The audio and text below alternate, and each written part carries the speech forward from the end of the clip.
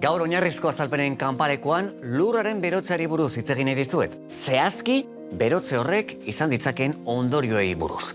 Nature aldizkari zientifikoan argitaratu den artikulu baten arabera, hurrengo hamarkadetan amok deituriko ozeanoko korrontea guztiz geldiarazi daiteke.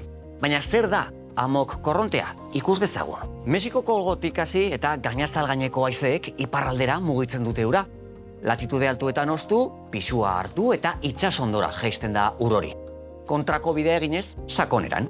Horri esker, Europako kostalde Atlantikoan temperatura epelak dauzkagu. Baina azken aldian berotze efektuaren ondorioz Groenlandiako izotza gero eta azkarrago ari da urtzen. Eta ur hori urgeza da. Askoz dentsitate txikiagoa daukana. Eta horren eraginez, ur hori ez da itsasoko ondora jaisten. Horrek ze ondorio ekar liteke?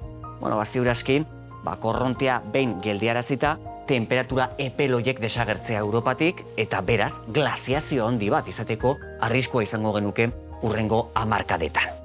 Momentuz teoriak besterik ez dira, baina argi dago nahiko azkar aldatzen ari dela gure atmosferako temperatura eta horren ondorioz hurrengo urteetan horrelako fenomenoak gerta daitezkela. Baina erronkari aurre egiteko prest gaude, ezta?